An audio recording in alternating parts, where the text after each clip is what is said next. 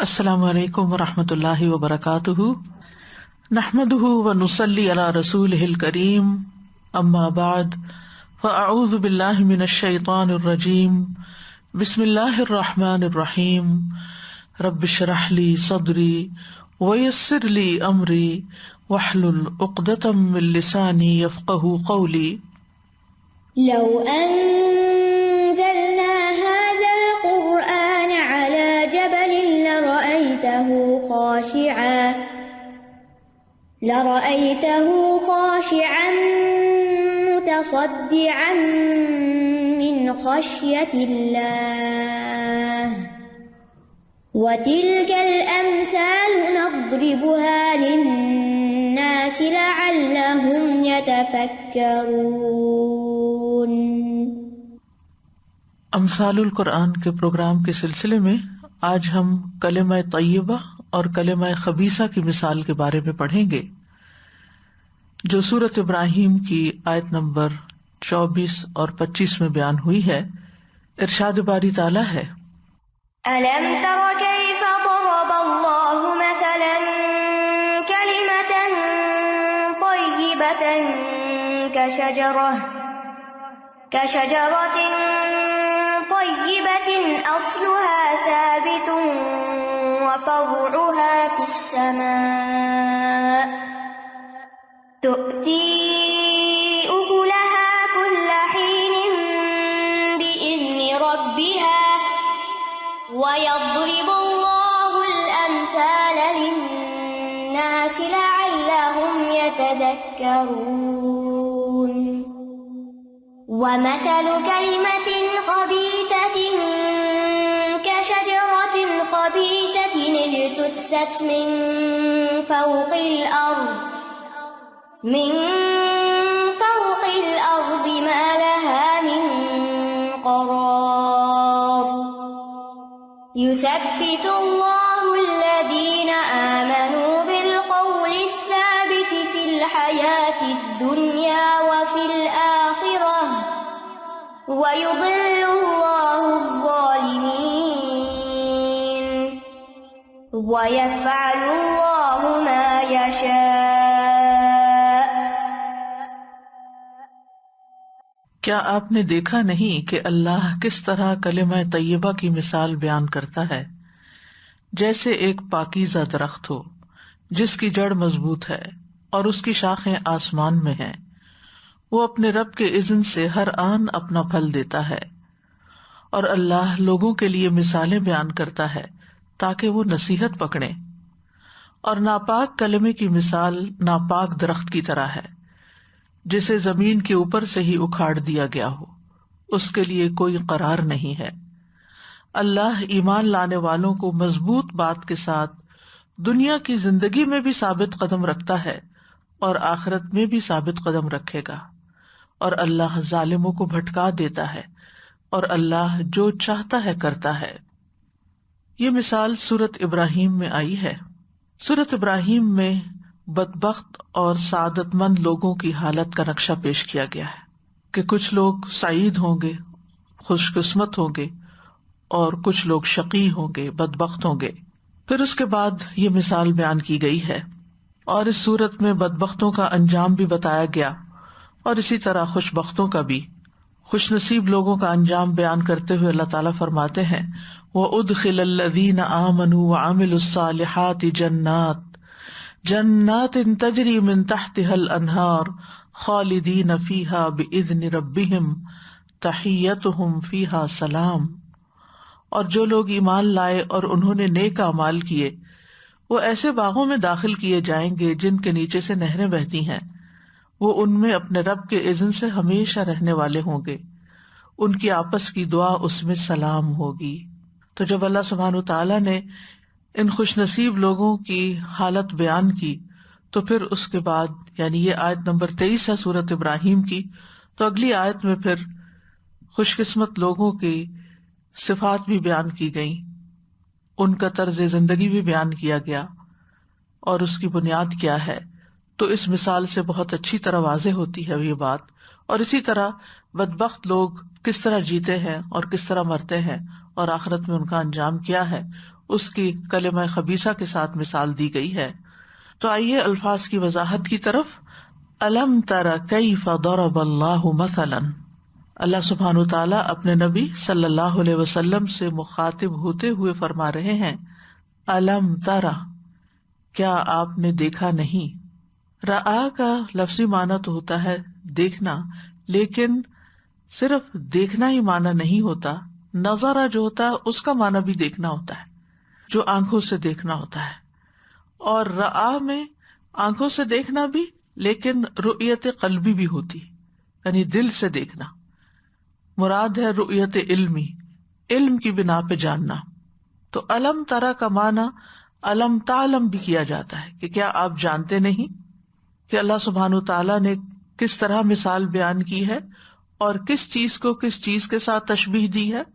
اور یہاں جو سوال کیا گیا ہے آ کے ساتھ، یہ حمزہ ہے اور یہ استفہام انکاری ہے، یعنی جس شخص کو علم نہ ہو اسے ایک طرح سے پوچھا جا رہا ہے کہ تمہیں علم کیوں نہیں، یعنی تمہیں یہ بات جان لینی چاہیے۔ کیا بات؟ کہ کیف ضرب اللہ مثلا، اللہ تعالیٰ کس طرح مثال بیان کرتا ہے۔ ضربہ کا ویسے تو لفظی معنی مارنا ہوتا ہے، لیکن بیان کرنے کے لیے حسب موقع حسب سیاق بھی اس کا معنی بدلتا رہتا ہے۔ اور مثال کا لفظ اس بات کے لیے ہوتا ہے، اس قول کے لیے جس میں ایک چیز کو دوسری چیز سے تشبیہ دی جاتی ہے۔ بعض اوقات ایک واقعے کو دوسرے واقعے سے، بعض اوقات ایک آبجیکٹ کو دوسرے آبجیکٹ سے، تو اس میں مثل کا لفظ بھی آتا ہے۔ یہ اس کی مثل ہے، یعنی جب ایک چیز بالکل دوسری چیز کی طرح ہوتی ہے تو اس کو مثل کہا جاتا ہے، لیکن ایک عمومی حالت جب بیان ہوتی ہے تو مثال کہلاتی ہے۔ کلمۃ طیبۃ، پاکیزہ کلمہ، پاکیزہ بات، یعنی طیبہ کا لفظی معنی اس کا ہے پاکیزہ، عمدہ، لیکن یہاں اس سے مراد کلمہ توحید ہے، لا الہ الا اللہ، کیونکہ ہر پاکیزہ قول اور ہر پاکیزہ عمل کی بنیاد دراصل کلمہ توحید ہے۔ اور کلمہ طیبہ میں ہر طرح کی پاکیزہ باتیں، اسی طرح اللہ سبحانہ تعالیٰ کا ذکر جیسے تسبیح ہے، تحمید ہے، تہلیل ہے، یہ ساری چیزیں بھی آ جاتی ہیں کلمہ طیبہ میں۔ اور اسی طرح جتنے بھی اعمال صالح کی اقسام ہیں ان سب کی بنیاد یہی کلمہ ہے، لا الہ الا اللہ، جس سے انسان کا اخلاص ظاہر ہوتا ہے۔ تو اس کی مثال کیسے ہے؟ کشجرۃ طیبۃ، پاکیزہ درخت کی طرح۔ اور یہ درخت کون سا ہے؟ مفسرین نے عمومی طور پر اس سے مراد کھجور کا درخت لیا ہے، کیونکہ اس کا پھل جو ہے وہ عمدہ ہوتا ہے، اس کے شاخیں اور اس کی جڑیں اور اس کی سب چیزوں کے اندر فائدہ ہی فائدہ پایا جاتا ہے۔ تو اس بنا پر اکثر مفسرین کہتے ہیں کہ اس سے مراد کھجور کا درخت ہے، اور اس لیے بھی کہ انہوں نے ابن عمر رضی اللہ عنہ کی مشہور روایت جو صحیح مسلم میں آتی ہے، صحیح بخاری میں بھی آتی ہے، اس سے بھی دلیل پکڑی ہے۔ وہ روایت کچھ یوں ہے کہ ابن عمر سے روایت ہے، وہ کہتے ہیں کہ ایک دن رسول اللہ صلی اللہ علیہ وسلم نے اپنے صحابہ سے فرمایا، مجھے اس درخت کے بارے میں بتاؤ جس کی مثال مومن جیسی ہے۔ تو لوگ جنگلوں کے درختوں میں سے کوئی نہ کوئی درخت بتانے لگے۔ ابن عمر رضی اللہ عنہما نے کہا، اور میرے دل میں یہ بات آئی یا میرے ذہن میں یہ بات ڈالی گئی کہ وہ کھجور کا درخت ہے۔ میں ارادہ کرنے لگا کہ بتا دوں، لیکن وہاں قوم کے بزرگ افراد بھی موجود تھے، تو میں ان کی ہیبت سے متاثر ہو کر بولنے سے رک گیا۔ جب وہ سب خاموش ہو گئے، ہر ایک نے اپنی اپنی رائے دے دی، تو رسول اللہ صلی اللہ علیہ وسلم نے فرمایا وہ کھجور کا درخت ہے۔ تو ان کے دل میں بہت آیا کہ کاش میں ہی بتا دیتا، اور حضرت عمر کو پتا چلا تو انہوں نے کہا کہ اتنا اور اتنا مال مجھے ملتا تو اس سے مجھے اتنی خوشی نہ ہوتی جتنا تمہارے اس جواب دینے سے۔ تو اس سے مفسرین نے پھر عمومی طور پر شجرۃ طیبہ سے مراد کھجور کا درخت لیا ہے، ورنہ کچھ آراء یہ بھی ہیں کہ اس سے مراد جنت کا درخت ہے، یعنی ابن عباس کی روایت اس سلسلے میں آتی ہے۔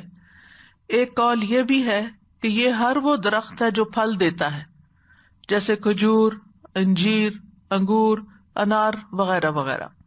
ابن عباس سے ایک روایت اور بھی ہے کہ اس سے مراد جوز ہندی ہے، یعنی ہندوستان کے بادام کا درخت، اور درخت سے مراد کون ہے؟ ابن عباس کہتے ہیں کہ اس سے مراد مومن ہے، شجرہ طیبہ سے مراد مومن ہے، اور مومن کلمہ طیبہ کی گواہی دیتا ہے.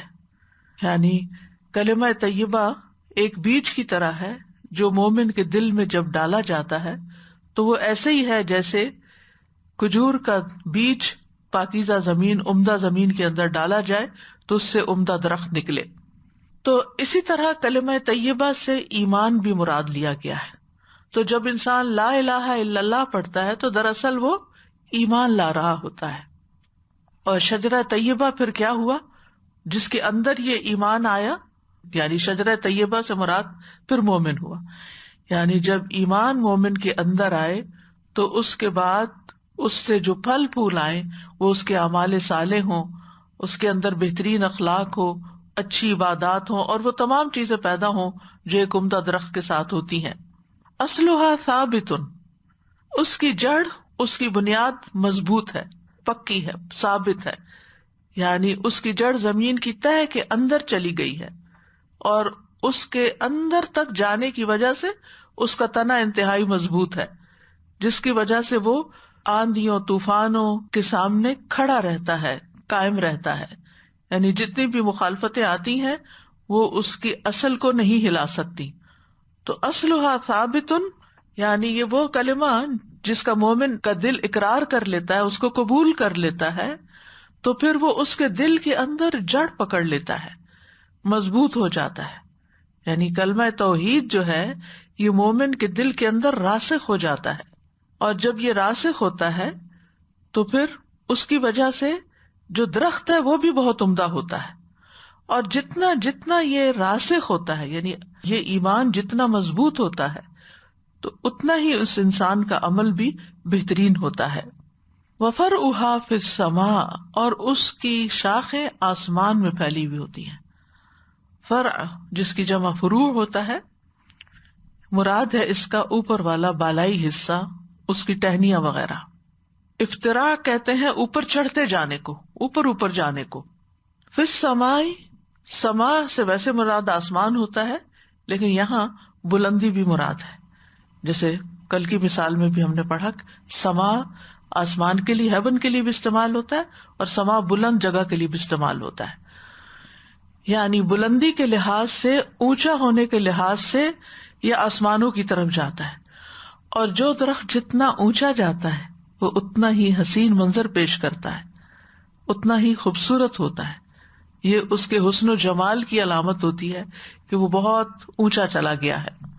اور پھر آپ دیکھیے کہ جو عمدہ درخت ہوتا ہے اس کی شان بھی یہی ہوتی ہے کہ اس کی جڑیں مضبوط ہوں، وہ زمین سے بھی اپنی غذا حاصل کرے اور پھر فضا سے بھی اپنی غذا حاصل کرے. جدید تحقیق سے یہ بات بھی ثابت ہوئی ہے کہ جو بڑے درخت ہوتے ہیں وہ اپنی غذا کا صرف 5% زمین سے حاصل کرتے ہیں، باقی فضا سے حاصل کرتے ہیں. کیونکہ آپ دیکھیے کہ زمین کے نیچے گندگی، پولوشن اور بہت ساری چیزیں ایسی ہوتی ہیں کہ جو درختوں کو متاثر کرتی ہیں. آگے ہم کلمہ خبیثہ کی مثال پڑھیں گے کہ جو زمین پہ پھیلا ہوا ہے، جھاڑ جھنکار ہے. تو آپ نے دیکھا ہوگا کبھی سڑک کے کنارے سفر کرتے ہوئے کہ جو اونچے درخت ہوتے ہیں وہ پھر سرسبز نظر آتے ہیں، اور جو نیچے ہوتے ہیں بیکار قسم کے ہوتے ہیں، جو گرد و غبار ہوتا ہے وہ سارا ان کے اوپر پڑا ہوا ہوتا ہے. بعض اوقات ان کی شکل تک نظر نہیں آتی کہ یہ کس چیز کا پودا ہے. تو جو پودا بلند ہوتا ہے، جو درخت بلند ہوتا ہے، فرعها فی السماء ہوتا ہے، جو وہ اتنا ہی خوبصورت ہوتا ہے. اور فرعها فی السماء سے یہاں مراد مومن کے نیک اعمال ہیں، اور مومن کے نیک اعمال آسمانوں کی طرف اٹھتے ہیں کلمہ توحید کی بدولت. جیسے قرآن مجید کی سورۃ فاطر میں آتا ہے، الیہ یصعد الکلم الطیب والعمل الصالح یرفعہ، اسی کی طرف ہر پاکیزہ بات چڑھتی ہے اور نیک عمل اسے بلند کرتا ہے. یعنی مومن کو بلندیاں نیک اعمال کی وجہ سے ملتی ہیں. یعنی جب مومن کے دل کے اندر اللہ کی معرفت راسخ ہوتی ہے، وہ اس کی تصدیق کرتا ہے، اس کلمے کے ساتھ ہی کلام کرتا ہے اور اس کے مطابق ہی عمل کرتا ہے، تو پھر یہ سارے اس کے اعمال اوپر چڑھ جاتے ہیں، قبولیت اختیار کرتے ہیں. یعنی اخلاص کی وجہ سے اعمال صالح اللہ سبحانہ تعالیٰ تک پہنچتے ہیں. اور یہ بھی کہا گیا ہے کہ اصلھا ثابت، اگر اخلاص ہے تو فرعھا فی السماء سے مراد اللہ کی خشیت ہے، یعنی جتنا جتنا جس کے اندر اخلاص ہوتا ہے اتنا زیادہ اس کا اللہ کے ساتھ تعلق ہوتا ہے، اور پھر وہ اتنا ہی زیادہ اللہ سے ڈرتا بھی ہے. اور اخلاص کی بدولت انسان کو ثابت قدمی بھی ملتی ہے. آپ دیکھیے کہ یوسف علیہ السلام کتنے حسین تھے، نوجوان تھے، اور اس وقت غلام بھی تھے، اور ایک انتہائی بڑی اسٹیٹس کی عورت نے، کہا جاتا ہے ملکہ تھی اس وقت کی، جس نے ان کو برائی کی دعوت دی، اور اس کے اندر اس کی اتھارٹی بھی تھی اور اس کی شدت بھی تھی، اور اس نے ہر طرح کا انتظام بھی کیا تھا کہ وہ بہت اندر تک ان کو برائی کی دعوت دے رہی تھی. لیکن اللہ سبحانہ تعالیٰ نے ان کو بچا لیا. لولا ان رأى برہان ربی، تو یہ برہان کیا تھی؟ یہ ان کا اخلاص تھا، یہ ان کی توحید تھی، یہ اللہ کی خشیت تھی کہ جس کی وجہ سے انہوں نے اس کا انکار کر دیا.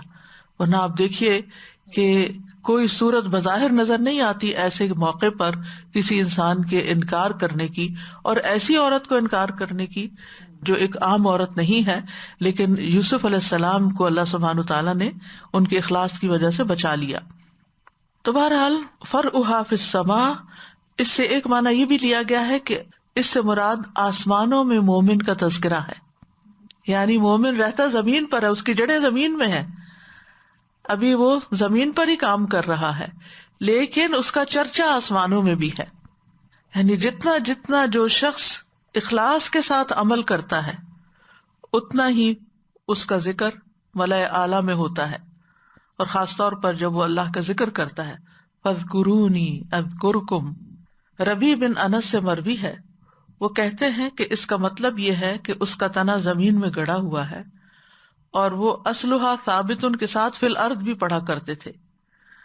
وہ کہتے ہیں کہ یہ مومن ہے جس کی مثال بیان کی گئی ہے کہ وہ اللہ تعالیٰ کے لیے اخلاص اختیار کرتا ہے، اور پھر اس اخلاص پر مبنی عبادت کرتا ہے، یعنی دکھاوے کی عبادت نہیں کرتا. پھر اسی طرح ہم جانتے ہیں کہ تسبیحات جو ہیں وہ آسمانوں کی طرف اٹھتی ہیں. سنن ابن ماجہ کی روایت ہے، رسول اللہ صلی اللہ علیہ وسلم نے فرمایا، بے شک تم لوگ اللہ کی عظمت کا جو ذکر کرتے ہو، یعنی کلمہ طیبہ جو کہتے ہو، دوسرے لفظوں میں یعنی سبحان اللہ، لا الہ الا اللہ، الحمد للہ، تو یہ الفاظ عرش کے گرد چکر لگاتے ہیں. فرعھا فی السماء، ان کلمات کی ایسی بنبناہٹ ہوتی ہے جیسے شہد کی مکھیوں کی بنبناہٹ. یہ کلمات اپنے ذکر کرنے والے کی اللہ کے ہاں یاد دلاتے ہیں. کیا تم میں سے کوئی یہ پسند نہیں کرتا کہ اس کے لیے کوئی ایسا ہو یا ہمیشہ اللہ کے ہاں اس کی یاد دلائی جاتی رہے؟ یعنی جب تک وہ یہ اذکار کرتا رہے تو اس کی یاد وہاں پر موجود رہے. اسی طرح ہم جانتے ہیں کہ اللہ کے ذکر کے علاوہ قرآن مجید کی تلاوت جو ہے یہ بھی آسمانوں میں تذکرے کا سبب ہے. فرعھا فی السماء، یعنی یہ نیکیاں ایسی ہیں کہ جو آسمانوں تک جا پہنچتی ہیں. رسول اللہ صلی اللہ علیہ وسلم نے فرمایا، صحیح ترغیب و ترہیب کی روایت ہے کہ قرآن کی تلاوت اور اللہ عز و جل کے ذکر کو لازم کر لو، کیونکہ یہ آسمان میں تمہارے تذکرے کا باعث ہیں اور زمین میں تمہارے لیے نور اور روشنی کا سبب. یعنی اس سے تمہیں اپنی زندگی کی راہیں ملیں گی، نیکیوں کے مواقع ملیں گے، اچھے برے میں فیصلہ کرنے کی قوت ملے گی، کیونکہ نور سے چیزیں روشن ہوتی ہیں نا، اور نور کا برعکس اندھیرے ہیں. تو اندھیروں سے نکلنے کے لیے انسان کو نور چاہیے. تو یہ چیز انسان کے لیے، یہ ذکر جو ہے وہ انسان کے لیے نور کا باعث ہوتا ہے. پھر فرمایا تؤتی اکلھا کل حین باذن ربھا. تؤتی، وہ دیتا ہے، یعنی یہ درخت دیتا ہے، اکلھا، اپنا پھل. اکل کہتا ہے کھائی جانے والی چیز کو، اکلا کا معنی ہوتا ہے کھانا، اس نے کھایا. اور اکل وہ چیز جو کھائی جا سکے، یعنی اپنے معقولات. ویسے تو درخت کے اوپر کئی طرح کی چیزیں لگتی ہیں، لیکن اکل سے مراد وہ چیزیں ہیں جو کھانے کے قابل ہوں. درخت پہ پتے بھی ہوتے ہیں، درخت پہ پھول بھی لگتے ہیں، درخت کے اوپر اس کے بڈز وغیرہ بھی ہوتے ہیں، بیج بھی ہوتے ہیں جو پک جاتے ہیں، پھل وغیرہ. لیکن یہاں اکل سے مراد کھانے کے قابل چیز. مراد یہ ہے کہ یہ نہایت عمدہ اور پاکیزہ درخت اپنا پھل نکالتا رہتا ہے. کب؟ کل حین، ہر وقت. کل حین کے کئی معنی کیے گئے. حین عربی زبان میں وقت کو کہتے ہیں. مجاہد اور اکرمہ کہتے ہیں حین سے مراد پورا سال ہے، کیونکہ کھجور کا درخت سارا سال پھل دیتا ہے، یعنی مختلف شکلوں میں. کبھی شگوفے ہوتے ہیں، کبھی کچی کھجور ہوتی ہے، کبھی پکی ہوتی ہے، رطب ہوتے ہیں. سعید بن جبیر کہتے ہیں کہ اس سے مراد خوشہ نکالنے سے لے کر پھلوں کو توڑنے تک یہ 6 مہینے مراد ہیں کل حین سے. اور ایک اور قول، تیسرا معنی یہ بھی کیا گیا کہ اس سے مراد صبح اور شام ہے. ایک قول یہ بھی ہے ہر ماہ، ایک اور قول ہے ہر 2 ماہ بعد، ایک قول ہے ہر 7 ماہ بعد. تو بات یہ ہے کہ کھجور کی مختلف قسمیں ہوتی ہیں، جس میں کچی کھجوریں بھی ہوتی ہیں، تمر بھی ہوتی ہے، رطب بھی ہوتی ہیں. تو کھجور کے پھل کو مرحلہ وار استعمال کیا جاتا ہے، ہر سٹیج پر اس کا پھل استعمال ہوتا ہے مختلف چیزوں کے اندر. یعنی اس کا گودا، کچی کھجور، نیم پختہ کھجور، تازہ پکی ہوئی کھجور اور مکمل پکی ہوئی کھجور، اور پھر اترنے کے بعد اس کو جب خشک کر کے چھوارے بنا لیا جاتا ہے تو وہ کھجور. تو اس میں یہ ہے کہ کل حین ہر حال میں فائدہ مند ہے، ہر زمان میں فائدہ مند ہے. لیکن کیا ہے؟ بِإِذْنِ رَبِّهَا، اپنے رب کے اذن کے ساتھ، یعنی اللہ کی مشیت کے ساتھ، جو کہ اس درخت کا خالق ہے. کہنے کا مطلب یہ ہے کہ کوئی درخت اپنے آپ سے سب کچھ نہیں کرتا، بلکہ اللہ کے اذن ہوتا ہے، توفیق ہوتی ہے تو کرتا ہے. تو چونکہ مومن اس درخت کی طرح ہے نا، تو پھر مومن بھی اللہ کے اذن سے ہی، اللہ کی دی ہوئی توفیق سے نیک عمل کرتا ہے. اور یہاں مراد کیا ہے کہ مومن اپنے ثمرات اعمال صالح کی شکل میں دیتا ہے، جو شجرہ طیبہ کی شکل میں ظاہر ہوتے ہیں، اور پھر وہ ہر حال میں اچھے کام کرتا ہے، چاہے بات ہو، چاہے عمل ہو، چاہے عبادت ہو، چاہے اخلاق ہو، وہ جہاں بھی ہو، دن ہو، رات ہو، صبح ہو، شام ہو، سمر ہو، ونٹر ہو، اسپرنگ ہو، بچہ ہو، بوڑھا ہو، جوان ہو، غم میں ہو، خوشی میں ہو، اس کے زبان سے خیر کے کلمات ہی نکلتے ہیں، اس سے اچھے کام ہی سرزد ہوتے ہیں، اس سے صرف خیر کی توقع ہوتی ہے. مومن سے دن رات نیک اعمال صادر ہوتے ہیں، ہر وقت پھل ملتے ہیں، اس سے آپ کو اس سے فائدہ ہی پہنچتا ہے. جیسے پچھلی مثال میں ہم نے پڑھا تھا نا، وَأَمَّا مَا يَنْفَعُ النَّاسَ فَيَمْكُثُ فِي الْأَرْضِ، جو چیز لوگوں کو فائدہ دیتی ہے وہ زمین میں قرار پکڑ جاتی ہے. تو اسی طرح اس درخت کو بھی قرار ہے، کیونکہ یہ فائدہ مند درخت ہے. جو بیکار درخت ہوتے ہیں، لوگ ویڈز وغیرہ، گھاس وغیرہ اور اس طرح کی چیز اکھاڑ کے ان کو پرے پھینک دیتے ہیں، لیکن ایسے درختوں کو پریزرو کرتے ہیں. اور اسی طرح یہ بھی آپ دیکھیے کہ مومن کے جو اچھے اعمال ہیں، ایک تو یہ کہ وہ منقطع نہیں ہوتے، ہر حال میں اچھا کام کرتا ہے، اور اس کے اعمال صالح بھی دن رات کی گھڑیوں میں آسمانوں کی طرف اٹھائے جاتے ہیں. اسی طرح اس کے اچھے اعمال کا سلسلہ کبھی منقطع نہیں ہوتا، مرنے کے بعد بھی نہیں ہوتا.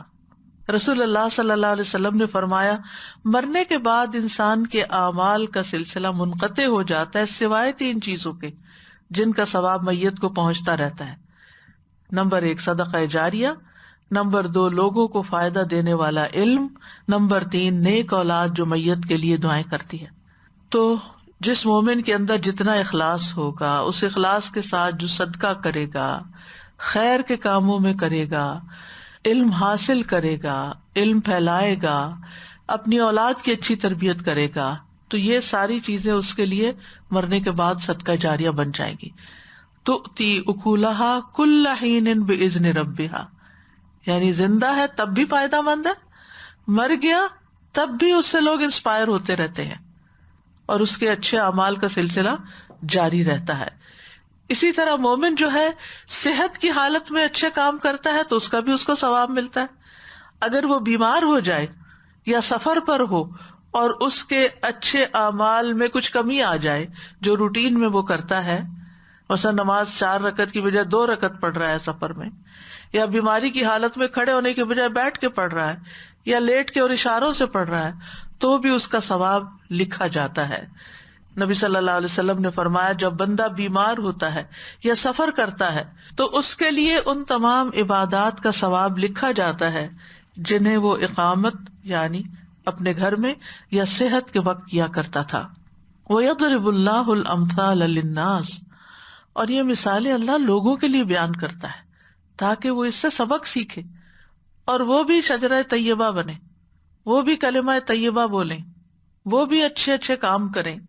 لعلہم یتذکرون، تاکہ وہ نصیحت پکڑیں، سبق لیں، فائدہ اٹھائیں۔ کیونکہ جب انسان امیجن کرتا ہے ایسے درخت کو یا دیکھتا ہے اور اس کے فائدوں پر نظر ڈالتا ہے، اس کو دیکھ کے اس کا دل خوش ہو جاتا ہے، اس کے سائے میں وہ بیٹھتا ہے، اس کی وجہ سے ہوا اچھی ہو جاتی ہے، وہ اس کی خوراک کا سامان بنتا ہے، تو پھر انسان کے اندر بھی ایک انسپریشن آتی ہے اور وہ بھی یہ سب کچھ کرنا چاہتا ہے۔ اس کے برعکس وَمَثَلُ كَلِمَةٍ خَبِيثَةٍ، ایک خبیث کلمے کی مثال، ناپاک کلمے کی مثال، یعنی جو شرک پر مبنی ہو یا کفر پر مبنی ہو، وہ کیسا ہے؟ کَشَجَرَةٍ خَبِیثَةٍ، خبیث درخت کی طرح ہے۔ یہ کون سا درخت ہے؟ انس بن مالک کہتے ہیں کہ یہ تمبا کی بیل ہے، تمبا ایک درخت۔ دوسرا یہ کہ یہ وہ درخت ہے جو پیداوار ہی نہیں لاتا، یعنی اسے کچھ نہیں اگتا، کوئی پھل نہیں ملتا۔ ایک قول یہ بھی ہے کہ اس سے مراد کشوت ہے، یہ ایک جڑی بوٹی ہے۔ بہرحال یہ درخت خبیث درخت ہے، اس کے اگر پھل ہوں بھی تو وہ اتنے کڑوے ہوتے ہیں، اتنے خراب ذائقے کے ہوتے ہیں کہ جو بھی کھائے اس بدمزائی ہو جائے۔ آپ نے دیکھا ہوگا کہ بعض پھل اتنے کڑوے ہوتے ہیں کہ اگر وہ پاؤں کے نیچے رکھے جائے نا تو کڑواہٹ آپ کو منہ میں محسوس ہوگی۔ مجھے یاد ہے کچھ سال پہلے میرے چونکہ پاؤں میں تکلیف تھی تو کسی حکیم سے مشورہ کیا، بہت جانے پہچانے تھے، تو انہوں نے کہا کہ تمبا یا کوئی ایسی کڑوے پھل بتائے کہ وہ لے کے ان کو اچھی طرح کوٹ کے پھر پیسٹ بنا کے پاؤں کو اس میں رکھیں، اور یقین کریں کہ جب پاؤں اس میں رکھے تو اس کی کڑواہٹ زبان پہ۔ اسی لیے کہتے ہیں کہ روزے کی حالت میں ایسا کوئی کام نہیں کرنا چاہیے، کیونکہ کچھ کڑواہٹ ایسی شدید ہوتی کہ پینیٹریٹ کر جاتی ہے جسم کے اندر، کیونکہ باقی اعضاء تو ٹیسٹ بڈز نہیں رکھتے تو پتہ نہیں چلتا، لیکن وہی چیز جب خون کے ذریعے شاید زبان تک آتی ہے تو اس کا ذائقہ آپ کو محسوس ہونے لگتا ہے۔ اسی طرح کچھ لوگوں کی باتیں ایسی ہوتی ہیں، اتنی تلخ، اتنی تند و تیز، اتنی خبیث کہ وہ بات کر جائیں گے اور آپ دیر تک تڑپتے ہی رہ جائیں گے، کڑواہٹ ان کے منہ سے نکلے گی اور ٹیسٹ آپ کو مل رہا ہوگا۔ یعنی کفر اور شرک کے کلمات بھی سن کے آپ کا دل کٹ کے رہ جائے گا کہ یہ کس طرح کی بات انہوں نے منہ سے نکال دی۔ اسی طرح بد اخلاقی کی انتہا کہ ان کے منہ سے بس گالیاں ہی نکلتی ہیں، وہ چبھنے والے کانٹے ہی ہوتے ہیں، جب بولیں گے، جب کوئی بات کریں گے ایسی کریں گے کہ آپ کو لگ جائے، اور دیر تک بس آپ کے دل پہ وہی بات سوار رہے۔ یعنی بہت دفعہ ایسے ہوتا ہے نا کہ بعض لوگ کوئی ایسی بات کہہ جاتے ہیں کہ آپ اس سے پیچھا نہیں چھڑا سکتے، آپ چاہتے ہیں کہ بھول جائیں اس بات کو، لیکن پلٹ پلٹ کے آپ کے ذہن میں آتی، پلٹ پلٹ کے، اور آپ کو تکلیف دیتی رہتی، جیسے کوئی سانپ ہو تو بار بار ڈستا رہے۔ تو یہ شجرہ خبیثہ کی مثال ہے، بالکل ایسے ہی جیسے کوئی کانٹا بازو کے چبھ کے، چاہے وہ چھوٹا سا ہی ہوتا نا، آپ نے دیکھو کہ چھلتر جس کو بولتے ہیں، چھوٹا سا چھلکا، بہت چھوٹا، وہ بھی جب چبھ جاتا ہے نا انسان کو، تو جب تک وہ نکل نہیں جاتا انسان کو چین نہیں آتا، اور اگر انسان نکالے نا اور وہ اس کے اندر ہی رہ جائے تو آپ کی اسکن جو ہے وہ گلنا شروع ہو جائے گی، اس کو نکالنا بھی ضروری ہوتا ہے۔ اجتثت من فوق الارض، اس کو زمین کے اوپر سے اکھاڑ پھینکا گیا، اجتثت اکھاڑ دیا گیا۔ اجتثت کا لفظ جو ہے یہ جث سے ہے، جیم سا تھا اس کا روٹ ہے۔ ہر اس چیز پر اس کا اطلاق ہوتا ہے جو زمین سے بلند ہو جائے، اسی سے انسان کا جثہ بھی ہوتا ہے، جسم بھی ہوتا ہے، جثہ، جسم جو ہوتا ہے وہ زندہ انسان کا ہوتا ہے، اور جثہ جو ہے وہ مردہ لاش کو جثہ کہتے ہیں عربی میں، یعنی اس کی روح نکل گئی۔ تو یہ کلمہ خبیثہ ایسا پودا ہوتا ہے جس کی جڑیں انتہائی کمزور ہوتی ہیں اور اوپر اوپر ہوتا ہے، چونکہ تکلیف دیتا ہے تو لوگ اس کو فوراً نکال کے پھینکتے چلے جاتے، اس کو ٹکنے نہیں دیتے۔ یعنی کوئی اپنے گارڈن میں ایسی چیز نہیں لگائے گا اور کوئی اپنے راستے میں ایسی چیز نہیں رہنے دے گا۔ ما لہا من قرار، اس کو کوئی قرار ہے ہی نہیں، یعنی اس پودے کو ثبات ہی نہیں، اس پودے کی رگیں ہی نہیں جو اس کو سہارا دے سکے، نہ کوئی اچھا پھل لاتا ہے، اور اگر لائے بھی تو انتہائی بد ذائقہ اور کڑوا۔ یہی مثال ایک خبیث انسان کی ہے، شرک کرنے والے یا کفر کرنے والے یا بد اخلاق اور بد زبان اور کلمہ خبیثہ بولنے والے کی، کہ اس کے اندر کوئی خیر و بھلائی نہیں، نہ اس کے اعمال آسمان کی طرف بلند ہوتے ہیں اور نہ اس کا کوئی عمل قبول کیا جاتا ہے، اور یہ سب سے بدترین چیز ہے جو زمین پر پائی جاتی ہے، جو لوگوں کو تکلیف دیتی ہے۔ تو جس طرح اس درخت سے فائدہ نہیں اٹھایا جاتا، اسی طرح شرک کرنے والا اگر کوئی اچھے اعمال کرتا بھی ہے، یعنی بعض اوقات ایسے ہوتے ہیں نا کہ ایسے پودے دور پار کہیں جنگلوں میں لگے ہوئے تو دیکھ ایک منظر اچھا لگتا ہے، تو ایسے شرک اور کفر کرنے والوں کے بعض اعمال بڑے مزین لگتے ہیں، لیکن وہ قیامت کے دن ان اعمال سے کوئی فائدہ نہیں اٹھا سکے گا، اس کے اعمال دنیا میں ہی برباد ہو جائیں گے، یا ان کی جزا یہیں پر اس کو مل جائے گی یا ختم ہو جائیں گے۔ یثبت اللہ الذین آمنوا، اللہ تعالیٰ ثابت قدمی عطا کرتا ہے ان لوگوں کو جو ایمان لائے، یعنی اللہ اپنے مومن بندوں کو ثبات عطا کرتا ہے، جو کامل طور پر دل سے ایمان لاتے ہیں، زبان سے اس کی تصدیق بھی کرتے ہیں اور جوارح سے عمل بھی کرتے ہیں، کیونکہ حقیقی ایمان جو ہوتا ہے نا، اس کا ثمرہ اعمال کی صورت میں ظاہر ہوتا ہے۔ یہ ہو نہیں سکتا کہ جس کا ایمان سچا ہو، خالص ہو، اچھا ہو، پھر اس کی گفتگو اچھی نہ ہو، پھر اس کے معاملات اچھے نہ ہو، پھر اس کے تعلقات اچھے نہ ہو، اس کی عبادات اچھی نہ ہو، یہ نہیں ہو سکتا۔ تو اللہ ثابت قدمی عطا کرتا ہے ایمان والوں کو کس چیز کے ساتھ؟ بالقول الثابت، ثابت بات کے ساتھ، مضبوط بات کے ساتھ، یعنی کلمہ شہادت اور کلمہ اخلاص کے ساتھ، عقیدہ توحید کے ساتھ، فی الحیات الدنیا و فی الآخرہ، دنیا کی زندگی میں بھی اور آخرت میں بھی، یعنی دنیا کی زندگی سے اس کی وہ زندگی مراد ہے جو وہ اس زمین پر بسر کرتا ہے، اور آخرت سے مراد سب سے پہلا مرحلہ آخرت کا جیسے قبر ہے، یعنی قبر میں جو سوال جواب اس سے کیے جاتے ہیں وہاں وہ ثابت قدمی عطا کرتا ہے۔ دنیا میں اللہ تعالیٰ اہل ایمان کو سخت سے سخت آزمائشوں میں اسلام پہ قائم رکھتا ہے، جیسے فرعون کی بیٹی کی مشاطہ تھی، اس کی جو ہیئر ڈریسر تھی، کہ جب اس کے ہاتھ سے کنگھی گری اور اس نے بسم اللہ پڑھ کے اٹھائی تو وہ فرعون کی بیٹی بولی کہ کیا یہ میرے باپ کا نام لیا تم نے؟ کہا کہ نہیں، جس نے آسمان و زمین کو پیدا کیا سب، تو اس بنا پر اس کو مار ڈالا گیا۔ تو اس کی خوشبو جنت میں آ رہی تھی جب نبی صلی اللہ علیہ وسلم نے معراج کی۔ اسی طرح اصحاب الاخدود کو آپ دیکھ لیجیے، آگ کے گڑھوں میں انہیں گرایا گیا، النار ذات الوقود اذ ہم علیہا قعود۔ پھر ان انبیاء اور شہداء کو دیکھ لیجیے جو اللہ کے راستے میں قتل ہوئے، یعنی جان دے دی انہوں نے، اپنی بات سے نہیں ہٹے، اسلام کا دامن نہیں چھوڑا۔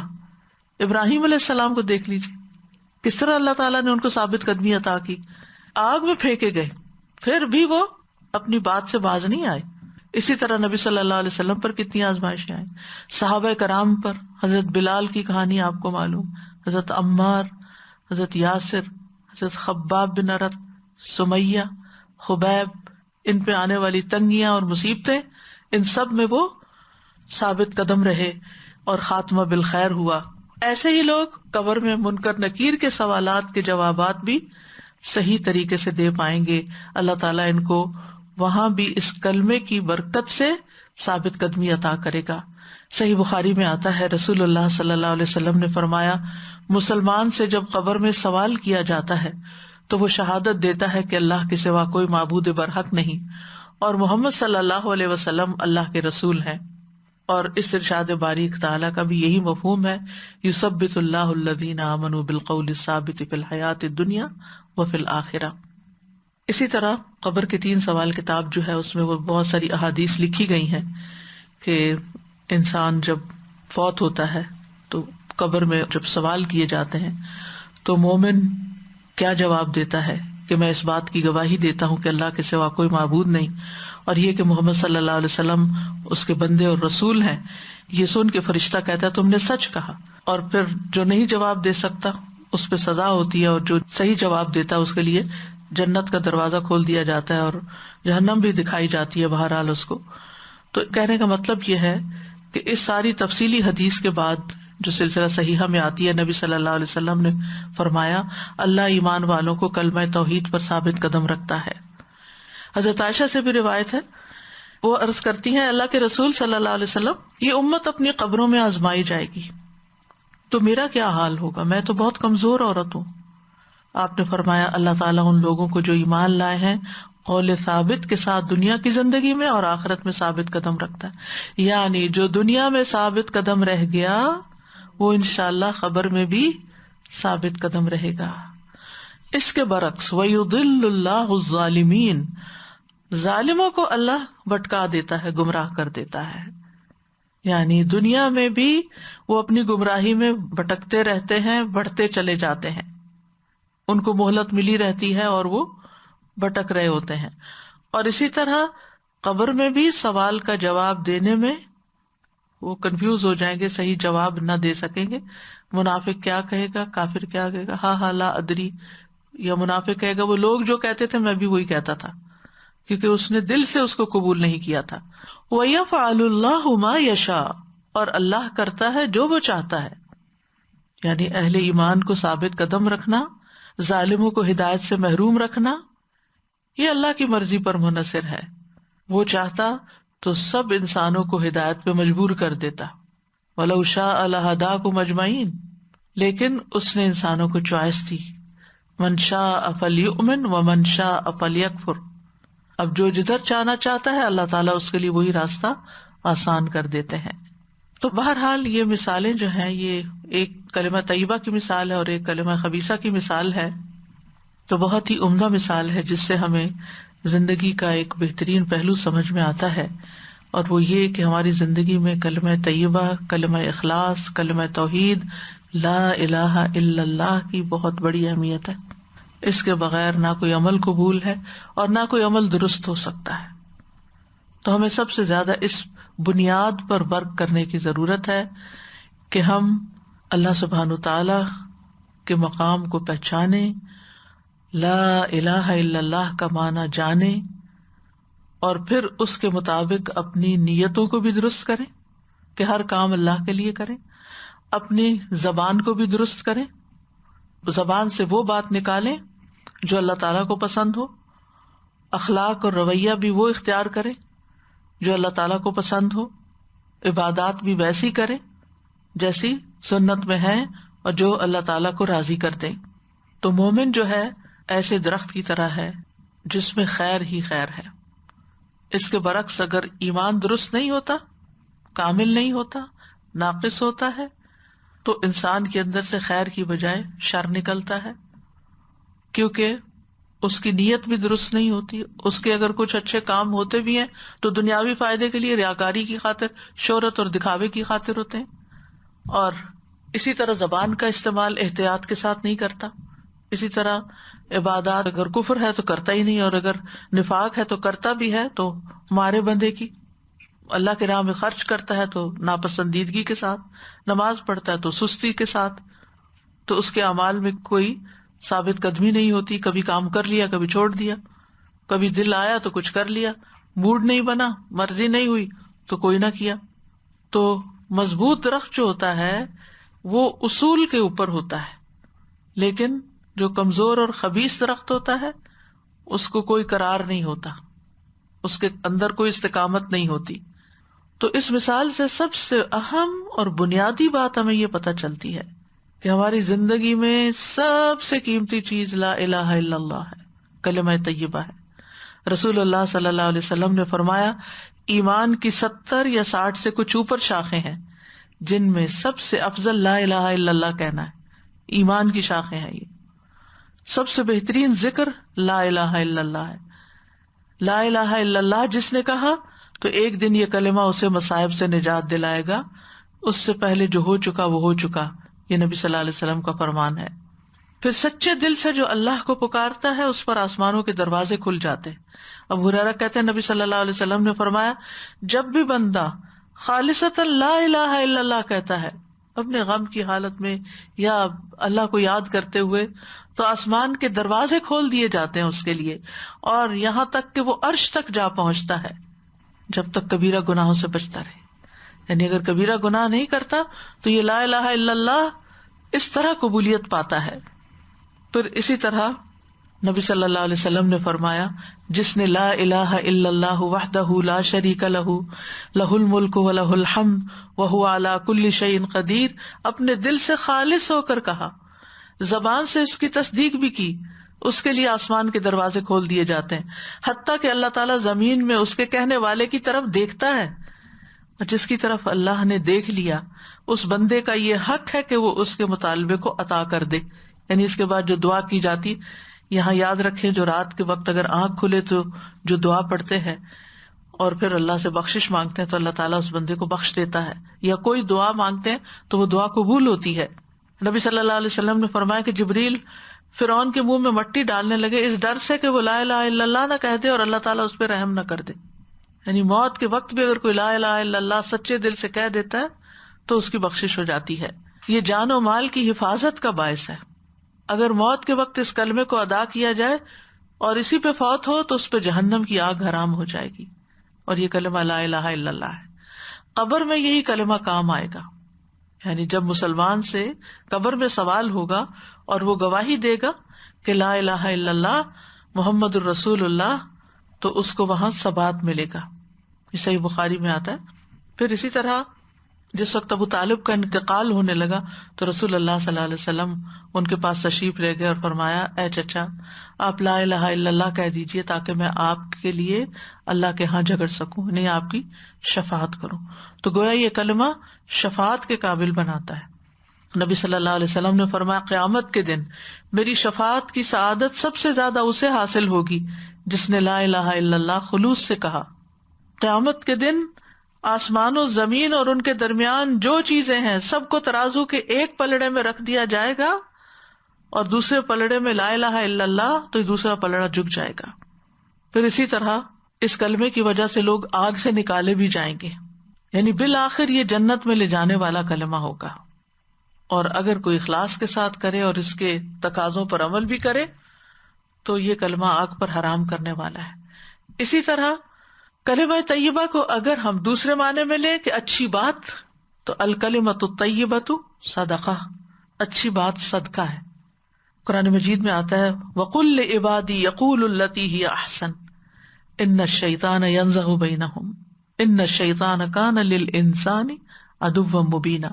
میرے بندوں سے کہہ دیجئے وہ بات کہیں جو سب سے اچھی ہو.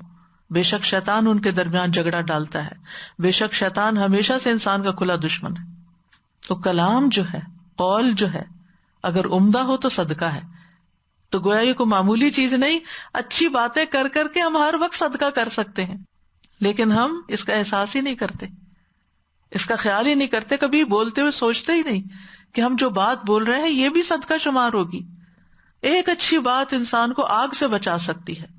رسول اللہ صلی اللہ علیہ وسلم نے فرمایا جہنم سے بچو خواہ کھجور کا ایک ٹکڑا ہی صدقہ کر کے، اور اگر وہ بھی نہ ملے تو اچھی بات کر کے، کسی کا دل خوش کر کے، کسی کو اچھے سے رسپانس کر کے. پھر اسی طرح اچھی بات، ایمان والی بات، نیکی کی بات جنت میں داخلے کا باعث ہے، اللہ کی خوشنودی کا باعث ہے، درجات کی بلندی کا باعث ہے. رسول اللہ صلی اللہ علیہ وسلم نے فرمایا کوئی شخص اللہ کو راضی کرنے والی ایک بات کرتا ہے اور وہ نہیں سمجھتا کہ اس کا اثر وہاں تک ہوگا جہاں تک وہ ہو جاتا ہے، اس ایک بات کی وجہ سے اللہ اس کے لیے اپنی ملاقات کے دن تک اپنی رضامندی لکھ لیتا ہے. کلمۃ طیبہ، تو یہاں مثل کلمۃ طیبہ کشجرۃ طیبہ اصلها ثابت وفرعها فی السماء. ایسی قبولیت اور ایسی ثبات اس کو کہ وہ قیامت تک لکھا گیا، جڑ پکڑ گیا.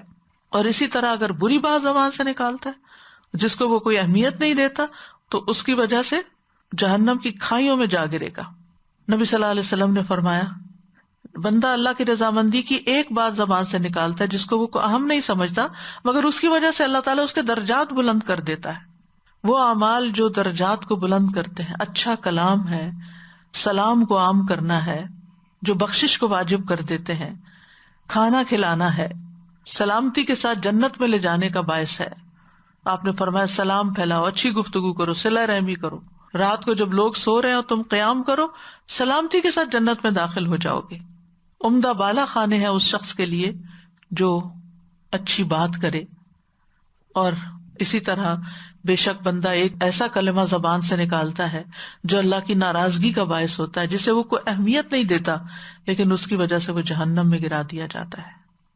تیسرا فائدہ ان مثالوں سے جو ہمیں ملتا ہے کہ کلمہ طیبہ کی مثال پاکیزہ درخت کی طرح ہے، اور پاکیزہ درخت کی صفات کیا ہوتی ہیں؟ منظر بھی اچھا، پھل بھی اچھا، فائدہ بھی بے شمار، اور پھر اس سے جو بیج نکلتے ہیں عمدہ، وہ مزید اور پودے اس سے نکل آتے ہیں اور درخت نکل آتے ہیں۔ اور چونکہ کھجور کا درخت سب سے عمدہ قرار پایا تو اس کا کوئی ایسا حصہ نہیں جو بیکار جاتا ہو، ہر حصے سے فائدہ اٹھایا جاتا ہے، اس کی شاخ، چھال، پتے، اس کی جڑیں، یعنی مختلف چیزوں میں استعمال ہوتی ہیں سب چیزیں، یعنی انتہائی بابرکت، عمدہ اور پاکیزہ درخت ہے۔ اور پھر چونکہ جڑیں اس کی زمین میں مضبوط ہوتی ہیں، تو جب تیز و تند ہوائیں بھی چلتی ہیں، حالات مخالف بھی ہوتے ہیں، تو بھی وہ اپنی بات پہ، اپنی توحید پہ، اپنے رب کے ساتھ جو اس کے کمٹمنٹ ہے اس پر وہ جمع رہتا ہے۔ باطل کے جھگڑے اور بگولے اور یہ ساری چیزیں اس کو اکھاڑ نہیں سکتی، جلا نہیں سکتی۔ اور تیسری بات یہ کہ اس کی شاخیں بہت بلند ہوتی ہیں، کلمۃ اللہ ہی العلیٰ۔ پھر یہ کہ اپنے پھل ہمیشہ دیتا رہتا ہے، دل میں جڑ پکڑ لیتا ہے، اور جتنا کلمہ مضبوط ہوگا اتنا ہی پھل زیادہ اچھا آئے گا۔ اور پھر یہ ہے کہ اس درخت کو ہرا بھرا رکھنے میں پانی کا بھی اہم کردار ہوتا ہے، خصوصاً جب درخت لگ رہا ہوتا ہے۔ تو اس سے یہ بات بھی پتہ چلتی ہے کہ ایک اچھا مومن جو ہوتا ہے وہ علم کا پانی مسلسل لیتا رہتا ہے تاکہ اس کی جڑیں مضبوط رہیں اور اس کے اعمال خوبصورت رہیں۔ پھر اسی طرح درخت کو صفائی ستھرائی کی بھی ضرورت ہوتی ہے، کاٹ چھانٹ کی ضرورت ہوتی ہے۔ اسی طرح مومن جو ہے اس کو بھی تربیت اور تزکیہ کی ضرورت ہوتی ہے، جس کے لیے اس کو ایسی مجالس میں، ایسے استادوں کے پاس حاضر ہونے کی ضرورت ہوتی ہے جو اس کے لیے یہ کام کر سکے۔ جیسے گارڈن کو گارڈنر کی ضرورت ہوتی ہے، تو اسی طرح مومن کو بھی ایک مربی کی ضرورت ہوتی ہے، کیونکہ فوق کل ذی علم علیم، ہر علم والے کے اوپر ایک علم والا ہوتا ہے، اور ہر علم والے کو اپنی اصلاح کی بھی ضرورت ہوتی ہے۔ پھر اسی طرح یہ ہے کہ صرف پانی ہی کافی نہیں ہوتا، اس کو ملاوٹ سے پاک کرنا بھی ضروری ہوتا ہے، کیونکہ اگر پولوٹڈ پانی ہے تو وہ درخت کو جلا کے بھی رکھ سکتا ہے۔ تو اسی طرح اگر علم جو ہے وہ خالص علم نہیں ہے، سچی بات نہیں ہے، درخت کو نقصان بھی ہو سکتا ہے۔ پھر یہ ہے کہ شجرہ طیبہ ہو یا مومن ہو، دونوں ہی سراسر فائدے کے ہیں۔ دونوں کی جو تشبیہ ہے دونوں کے فائدوں کی وجہ سے ہے۔ یہ صرف فائدہ دیتے ہیں، نقصان نہیں دیتے۔ احسان کا معاملہ کرتا ہے مومن، خرابی نہیں کرتا، دینے والا ہوتا ہے، لینے کا لالچ نہیں ہوتا۔ اسی طرح پرہیزگاری اختیار کرتا ہے، چھپ کے بھی برائیاں نہیں کرتا، لوگوں کے ساتھ اچھا سلوک کرتا ہے، ان کی برائیوں سے درگزر کرتا ہے، کسی کو دیتا بھی ہے تو اخلاص کے ساتھ دیتا ہے، بدلے یا شکر گزاری کے ارادے سے نہیں دیتا۔ کھجور کا درخت سیدھی قامت والا ہوتا ہے، اس سے قوت اور مضبوطی ہوتی ہے۔ سچا مومن بھی اپنے دین میں طاقتور ہوتا ہے۔ پھر اسی طرح خود بھی ہدایت یافتہ ہوتا ہے اور لوگوں کو بھی ہدایت کی طرف بلاتا ہے۔ جیسے کھجور کا درخت اپنے اندر بھی خوبصورتی رکھتا ہے، یہ جو بھی عمدہ درخت ہے، اور دوسروں کو بھی اپنے پھل دیتا چلا جاتا ہے۔ تو جو نفع مند مومن ہوتا ہے وہ ہمیشہ اپنی ذات سے دوسروں کو خیر پہنچاتا رہتا ہے۔ پھر اسی طرح یہ ہے کہ کھجور جو ہے اس کے اندر مٹھاس ہوتی ہے نا، پھل میں، تو مومن کا جو الٹیمیٹ آؤٹ کم ہوتا ہے نا، اس کے اندر مٹھاس ہوتی ہے، یعنی اس کی بات میں مٹھاس ہے، اس کے معاملے میں، اس کے رویے میں۔ یعنی آپ جب اس کے ساتھ معاملہ کریں گے تو آپ کو پتا ہوگا کہ اس سے خیر ہی ملے گی مجھے، یعنی آپ اس سے بات کریں تو آپ کو مزہ آ جائے، آپ اس کے ساتھ بیٹھے تو آپ کو خوشی ہو، آپ اس کے ساتھ مل کے کام کریں تو اس کے ساتھ کام کرنا خوشگوار ہو۔ یعنی کچھ لوگ اتنے ایزی گوئنگ ہوتے ہیں، وہ کسی بات کو مسئلہ نہیں بناتے، آپ ان سے کسی قسم کا تعاون مانگیں وہ فوراً تعاون کرنے کو تیار ہوتے ہیں۔ خواہ وَيُؤْثِرُونَ عَلَىٰ أَنفُسِهِمْ وَلَوْ كَانَ بِهِمْ خَصَاصَةٌ، دوسروں کو اپنے اوپر ترجیح دیتے ہیں خواہ خود بھوکے ہی کیوں نہ ہو۔ خود بھی کسی چیز کے ضرورت مند ہوتے ہیں لیکن دوسرے کی ضرورت کو زیادہ مد نظر رکھتے ہوئے اس کی طرف تعاون کا ہاتھ بڑھاتے ہیں۔ اسی طرح آپ دیکھیے کہ کھجور اٹ سیلف جو ہے، یعنی کہ اس کے اندر مٹھاس تو ہے، غذائیت بھی ہے۔ رسول اللہ صلی اللہ علیہ وسلم نے فرمایا جس گھر میں کھجور نہیں وہ اس گھر کی مانند ہے جس میں کوئی کھانا نہیں. یعنی یہ پانچواں فائدہ ان مثالوں میں سے. حضرت عائشہ فرماتی ہیں رسول اللہ صلی اللہ علیہ وسلم نے فرمایا اے عائشہ جس گھر میں کھجور نہ ہو گھر والے بھوکے ہیں. آپ نے 2 یا 3 بار یہ بات فرمائی. نبی صلی اللہ علیہ وسلم کی پسندیدہ اور محبوب غذاؤں میں سے مکھن اور کھجور تھا، اسی لیے کچھ لوگ ان دونوں کو اکٹھا کر لیتے ہیں. اور بعض اوقات آپ کے گھر میں کھانے کو کچھ نہیں ہوتا تھا، صرف پانی اور کھجور ہوتی تھی. 2 مہینے کھانا نہیں پکتا تھا اور کھجور پانی پر ہی گزارا ہوتا رہتا تھا. اللہ اکبر. ہم روزہ رکھنا ہو تو کیا کیا اہتمام کرتے ہیں، اور یہ نہ ہو تو روزہ افطار نہیں ہو سکتا، اور وہ نہ ہو تو رکھا نہیں جا سکتا. بہترین سحری ہے کھجور. نبی صلی اللہ علیہ وسلم نے فرمایا کھجور مومن کی بہترین سحری ہے. نبی صلی اللہ علیہ وسلم روزہ بھی کھجور سے افطار کرتے تھے، اگر تازہ ہوتی تو ٹھیک، ورنہ خشک، اگر خشک بھی نہ ملتی تو پانی کے چند گھونٹ پی لیتے تھے. اسی طرح کھجور کا صدقہ کرنا بھی بڑا فائدہ مند ہے. کھجور کا دینا وہ بھی بڑے خیر کی بات ہے. یعنی آپ نے فرمایا کھجور کا ٹکڑا دے کر ہی اپنے آپ کو آگ سے بچا لو. یعنی اور چیز کی بھی مثال ہو سکتی تھی، لیکن خاص طور پر کھجور کی مثال آپ نے دی. پھر اللہ تعالیٰ ایک کھجور کو بڑھا کر احد پہاڑ جتنا کر دیتا ہے.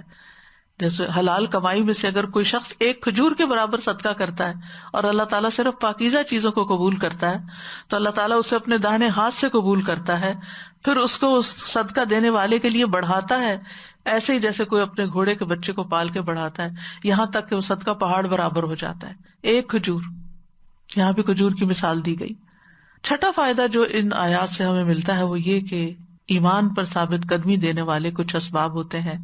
یعنی اگر ہم چاہتے ہیں کہ ہم لا الہ الا اللہ کہنے کے بعد جم جائیں اور ہمارے اعمال بہترین ہو جائیں تو پھر ہمیں کچھ کام کرنے ہوں گے. نمبر 1 قرآن کے ساتھ مضبوط تعلق، کیونکہ مسلسل تعلق جو ہے اس سے لنثبت به فؤادک، دل کو جماؤ ملتا ہے. دوسری بات دین پر مضبوطی سے قائم رہنا. اللہ کے احکامات قرآن کی تعلیم پر اگر انسان چلتا جائے تو پھر اشد تثبیتا ہو جاتا ہے. سورۃ النساء میں آتا ہے اگر وہ واقعی اس پہ عمل کرتے جو انہیں نصیحت کی جاتی ہے تو یہ ان کے لیے بہتر اور زیادہ ثابت قدم رکھنے والا ہوتا. تیسری چیز ہے دعا.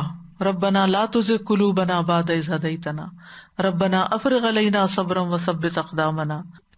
پھر چوتھی چیز ہے انبیاء کے واقعات میں غور و فکر کرنا. سورۃ ہود میں آتا ہے وَكُلًّا نَقُصُّ عَلَيْكَ مِنْ أَنبَاءِ الرُّسُلِ مَا نُثَبِّتُ بِهِ فُؤَادَكَ. ہم رسولوں کی خبروں میں سے ہر وہ چیز آپ سے بیان کرتے ہیں جس کے ساتھ ہم آپ کے دل کو ثابت قدم رکھتے ہیں. یعنی سیرت الانبیاء پڑھیے، قصص الانبیاء پڑھیے ثابت قدمی کے لیے. پانچویں چیز ہے اللہ کا ذکر کرنا، کیونکہ ذکر کے اندر بہت عجیب و غریب تاثیر ہے اور یہ دین کے اوپر انسان کو ثابت قدم رکھتی ہے. آپ صلی اللہ علیہ وسلم نے فرمایا اس شخص کی مثال جو اپنے رب کا ذکر کرتا ہے اور جو نہیں کرتا زندہ اور مردہ کی طرح ہے. ایک جگہ پر آتا ہے سورۃ انفال میں یا ایھا الذین آمنوا اذا لقیتم فئۃ فاثبتوا واذکروا اللہ کثیرا لعلکم تفلحون. اے لوگو جو ایمان لائے ہو جب تم کسی گروہ کے مقابل ہو تو جمے رہو اور اللہ کو بہت یاد کرو تاکہ تم فلاح پاؤ. چھٹی چیز ہے نفس کے ساتھ جہاد کرنا، اپنی ویڈز کو نکالتے رہنا، خواہشات اور شبہات و شہوات سے نبرد آزما ہوتے رہنا. پھر یہ کہ اللہ کے راستے میں کوشش کرنے والوں کا ساتھ دینا. اچھی صحبت، یعنی ایسی صحبت کہ جو آپ کو ایمان پر تقویت دے. آپ بھولیں تو آپ کو اللہ کی یاد دلائے، آپ سے غلطی ہو تو آپ کی غلطی کی اصلاح کی جائے. اور حقیقت میں ایک بہت بڑی غنیمت ہے، یعنی اچھا ساتھی ملنا. کسی کا کہنا ہے کہ اگر یہ خرید کر بھی حاصل کیا جا سکتا ہو تو انسان کو اپنا انتہائی قیمتی سرمایہ خرچ کر دینا چاہیے اچھے ساتھی کی تلاش میں. اللہ کے رسول صلی اللہ علیہ وسلم پر وحی آتی تھی، لیکن آپ کو بھی کیا کہا گیا وَاصْبِرْ نَفْسَكَ مَعَ الَّذِينَ يَدْعُونَ رَبَّهُمْ بِالْغَدَاةِ وَالْعَشِيِّ. تو ہمیں تو اس سے بھی زیادہ ضرورت ہے کہ ہمارے لیے نیک صحبت ہو، اچھے دوست ہوں جو ہمیں نیکی کی تلقین کرتے رہیں، ہماری غلطیوں پر ہمیں یاد دہانی کراتے رہیں. پھر یہ کہ اللہ کے راستے میں کوشش کرنا، دین کی خدمت کرنا. والذین جاہدوا فینا لنہدینہم سبلنا وان اللہ لمع المحسنین.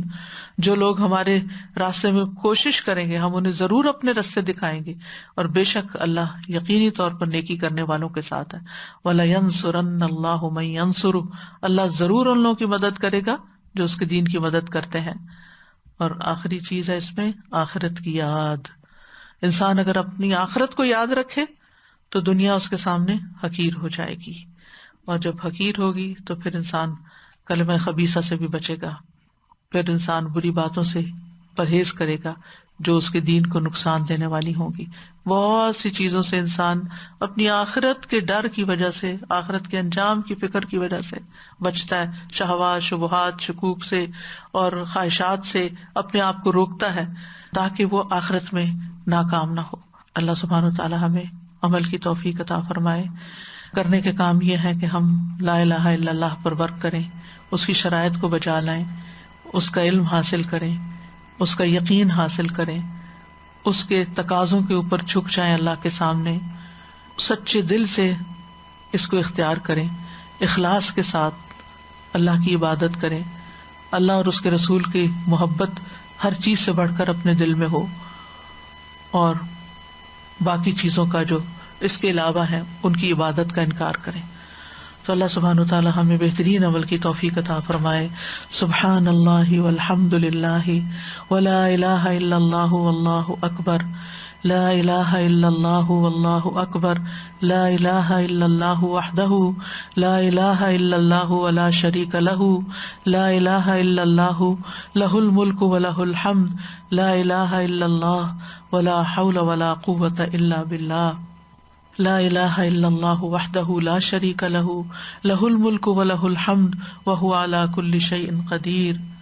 اللہم انی اسألک الہدی والتقی والعفاف والغنی، اللہم آت نفسی تقواہا وزکھا انت خیر من زکاہا انت ولیہا ومولاہا، اللہم توفنا مسلمین واحینا مسلمین والحقنا بالصالحین غیر خزایا ولا مفتونین، ربنا آتنا فی الدنیا حسنۃ وفی الآخرۃ حسنۃ وقنا عذاب النار، ربنا لا تزغ قلوبنا بعد اذ ہدیتنا وہب لنا من لدنک رحمۃ انک انت الوہاب، ربنا افرغ علینا صبرا وثبت اقدامنا وانصرنا علی القوم الکافرین۔ اللہم اشف مرضانا ومرضی المسلمین، یا اللہ تمام بیماروں کو صحت عطا فرما، سب لوگ جنہوں نے دعاؤں کے لیے کہہ رکھا ہے ان کی دعائیں قبول فرما، یا اللہ ہر حاجت مند اور ہر ضرورت مند کی ضرورت پوری فرما۔ اللہ ہمیں دن دگنی رات چگنی ایمان اور عمل صالح میں ترقی عطا فرما، آخر دم تک صحت اور سلامتی کے ساتھ ایمان پر کلمہ توحید پر قائم رہنے کی توفیق دے۔ ربنا تقبل منا انک انت السمیع العلیم وتب علینا انک انت التواب الرحیم، وصلی اللہ تعالی علی خیر خلقہ محمد وعلی آلہ واصحابہ واہل بیتہ اجمعین برحمتک یا ارحم الراحمین۔ الہی آمین۔ ألم تر كيف ضرب الله مثلا كلمة طيبة كشجرة طيبة أصلها ثابت وفرعها في السماء تؤتي أكلها كل حين بإذن ربها ويضرب الله الأمثال للناس لعلهم يتذكرون ومثل كلمة خبيثة كشجرة خبيثة اجتثت من فوق الأرض ما لها من قرار۔ السلام علیکم ورحمۃ اللہ۔ میں یہ کہنا چاہ رہی تھی کہ دیز آر لائک کلمہ خبیثہ is like weeds. Sometimes it looks good too. When you look at it from far away, it looks so beautiful. But it ruins the plants around it. آس پاس کے لوگوں کے لیے بھی تکلیف ہوتا ہے نا کلمہ خبیثہ، یعنی ایک اچھا بھلا انسان ہوتا ہے نا، اگر اس کی دوست اور کمپنی جو ہے نا وہ خراب لوگوں کی ہو، جو پھر اس کا ایمان بھی ہلا کے رکھ دیتے ہیں اور اس کے اندر بھی وہ اچھے اخلاق پنپنے نہیں دیتے۔ کبھی باہر سے اچھے بھی لگ سکتے ہیں، بالکل، باہر سے وہ ویسے تو دیکھنے میں گرین ہی ہوتے ہیں، وہ بھی خبیث جو ہوتے ہیں۔ سسا یہ آج پتہ چلا کہ اللہ سبحانہ تعالیٰ جھانکتے ہیں، یعنی اللہ سبحانہ تعالیٰ دیکھتے ہیں۔ اگر ہمیں یہ پتہ چل جائے کہ تسبیحات کی وجہ سے اتنا بڑا ہمیں ہم اللہ کی توجہ میں، اور دوسرا یہ کہ اللہ سبحانہ تعالیٰ ثبت کر دیتے ہیں اپنی رضامندی کو، قیامت تک لکھ دیتے ہیں اس کے لیے. یعنی جیسے اسٹیمپ پیپر مل گیا کہ آپ کیتے پر اللہ تعالیٰ راضی ہو کیا. سبحان اللہ. یہ کس وجہ سے ہوتا ہے کہ ہم اچھی بات انسان منہ سے نکالتا ہے تو، اور انسان کو پتہ بھی نہیں ہوتا کہ اس نے کتنی اچھی بات کہہ دی ہے. یعنی اصل میں اچھے درخت کے پاس آپ جب جائیں گے نا، آپ کو اچھی چیز ہی ملے گی، آپ کا دل بھی خوش ہوگا، آپ کے پھل بھی اچھے ہوں گے. تو مومن سے بھی یہی مطلوب ہے کہ اس سے کوئی ملے، اس کے پاس کوئی بیٹھے تو اس سے اس کو خیر ہی ملے. زبان کھولے تو خیر ملے، ہاتھ اٹھائے تو خیر ملے، ہر چیز سے خیر ملے. تو ایک مادی پھل ہے اور ایک اخلاقی پھل ہے. سویٹ ہو. استاذہ جی، یہ جو بات ہے نا کہ جڑیں مضبوط ہوتی ہیں اور جھاڑ جھنکار، تو اتنی آسانی، جیسے آپ بیج بوئے نا تو بیج کو نکلنے میں 8-10 دن لگیں گے، لیکن وہ جھاڑ بیج جھنکار جلدی نکل آتے. وہ ارد گرد اس کو روئن کرنے کے لیے آپ کو ڈھونڈنا پڑے گا کہ اصلی پودا کہاں ہے. وہ آتے ہیں اور فٹافٹ نکل کے اور روئن کر دیتے ہیں. تو اسی طرح علم کی پختگی بھی پھر ایسے ہی ہے نا کہ جیسے آپ تھوڑی محنت کریں اور اس پہ جمے رہیں، استقامت کریں، ورنہ یہ تھوڑے تھوڑے بالکل. ادھر ادھر چلے گئے. تو سزا یہ جو لا الہ الا اللہ کا کلمہ ہے، اس میں یعنی ہم کو یہ سوچنا چاہیے کہ ہم کس کس کی نفی کر رہے ہیں. یعنی فیشن کی نفی کر رہے ہیں، اپنی نفس کی نفی کر رہے ہیں، میرے جو خواہشات کی نفی ہو رہی ہے، شبہات کی نفی ہو رہی ہے. سچ جی، آپ نے ابھی فرمایا تھا کہ وہ جو ہے پاؤں اگر اس میں ڈالتے ہیں تو اس کا ٹیسٹ جاتا ہے زبان پہ. تو if we soak our feet in water, what is it like? Can we do that? میرا خیال ہے اس کا اتنا اثر نہیں ہے. Okay, thank you. جزاک اللہ خیر. وکس کا بھی آتا ہے، پاؤں پہ لگائے تو منہ پہ آتا ہے. ہاں، کچھ چیزیں زیادہ پینیٹریٹ کرتی ہیں. وآخر دعوانا ان الحمد للہ رب العالمین. سبحانک اللہم وبحمدک، اشہد ان لا الہ الا انت، استغفرک واتوب الیک. السلام علیکم ورحمۃ اللہ وبرکاتہ.